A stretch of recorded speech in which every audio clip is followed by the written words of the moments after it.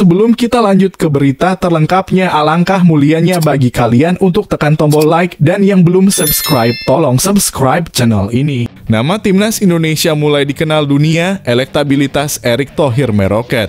Timnas Indonesia yang mulai dikenal dunia mempengaruhi angka elektabilitas Ketum PSSI, Erick Thohir. Hal itu diungkapkan pengamat politik Universitas Surabaya, Singgih Manggalao. Menurutnya, beberapa lembaga survei yang ia temui menempatkan Erick Thohir dengan koleksi angka yang cukup besar. Data statistik terakhir Pak Erick Thohir berada di posisi yang cukup tinggi, sebab ia diuntungkan juga sebagai ketum PSSI di mana namanya kerap muncul dalam trending, ujar Singgih. Ia mengemukakan bahwa berhasilnya mendatangkan Argentina ke Indonesia menjadi faktor yang cukup namanya meroket. Tak hanya itu, SEA Games 2023 kemarin pun Indonesia berhasil menyabet medali emas pada cabur sepak bola. Dengan model kepemimpinan transformasional, Pak Erick dapat membawa BUMN bersinergi dengan stakeholder lain, bahkan sebagai ketum PSSI menambah position power dirinya, kata Singgih. Erick Thohir yang juga menjabat sebagai Menteri BUMN tak kalah baik dalam mengelola kementerian tersebut. Bahkan PSSI dan BUMN mampu bersinergi termasuk para pemangku kepentingan lain. Dengan model kepemimpinan transformasional, Pak Erick dapat membawa BUMN bersinergi dengan stakeholder lain, bahkan sebagai ketum PSSI menambah position power dirinya, kata Singgih.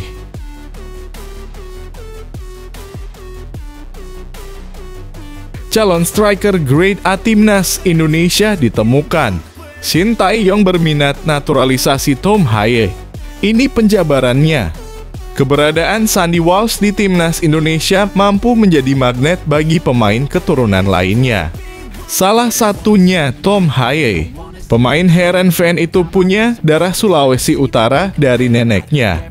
Tom Haye dan Sandy Walsh sama-sama pernah memperkuat Timnas Junior Belanda. Ketika itu mereka membantu Jong Oranje menjuarai Euro U17 2012. Tom Haye tampaknya tertarik membela negara leluhurnya. Apalagi pemain KV Mechelen itu disebut mengajak Tom Haye untuk menukar paspor Belanda dengan paspor Indonesia agar bisa bereuni di Jakarta. Ajakan Sandy Walsh bukan tanpa alasan. Sebab Tom Haye memiliki darah Sulawesi Utara dan Solo dari neneknya, Tom Haye merupakan generasi kedua dari keluarganya yang memutuskan tinggal dan menetap di Belanda. Lahir di Amsterdam 9 Februari 1995, Tom Haye menapaki karier sepak bola dari tim junior AZ Alkmaar. Lalu ketika menginjak usia 16 tahun, Tom Haye menandatangani kontrak profesionalnya bersama AZ Alkmaar dan melakukan debutnya untuk tim senior pada 2014. Tom Haye bermain dalam 33 pertandingan Eredivisie dengan catatan 3 gol dan 3 assist.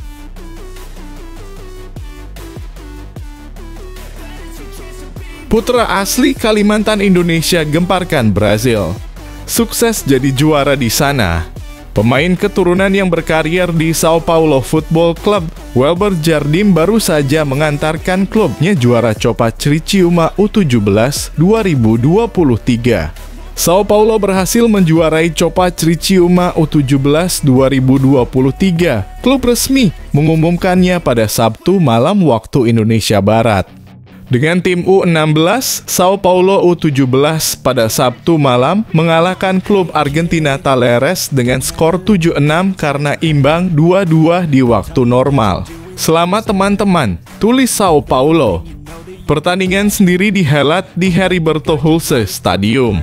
Dari klub Sao Paulo, dua pemain yang mencetak gol adalah Carneiro dan Samuel. Pemain asal Indonesia, Welber Jardim, juga masuk dalam skuad juara Sao Paulo ini. Dalam Instagram pribadinya, Jardim memposting foto dengan trofi juara. "Terima kasih Tuhan juara," tulisnya. Momen juara Welber Jardim ini bisa jadi titik balik terkait pemanggilannya ke Timnas U17 Indonesia. Welber Jardim atau yang bernama lengkap Welber Lieskotde Halim Jardim adalah putra dari ex pemain asing Persiba Balikpapan Elisangelo de Jesus Jardim. Ayah Welber, Ely Sangelo pun membeberkan panggilan dari timnas U17 Indonesia sebagaimana dilansir bolasport.com. Ya, saya senang dengan beritanya dari Mas Bima Sakti langsung. Sekretarisnya juga sudah kirim email ke Welber, kirim email ke istriku dan ke saya, kata Ely Sangelo.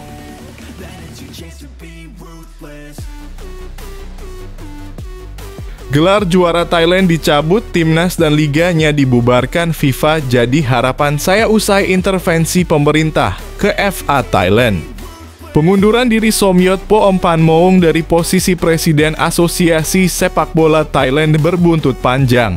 Negeri pagoda emas itu kini terancam sanksi FIFA. Pasalnya, peletakan jabatan itu terjadi karena tekanan dari pihak lain yang lebih tinggi secara struktural. Somyot mundur karena intervensi dari Komite Olimpiade Nasional Thailand yang diketuai Prawit Wongsuwan. Prawit adalah juga Deputi Perdana Menteri Thailand saat ini.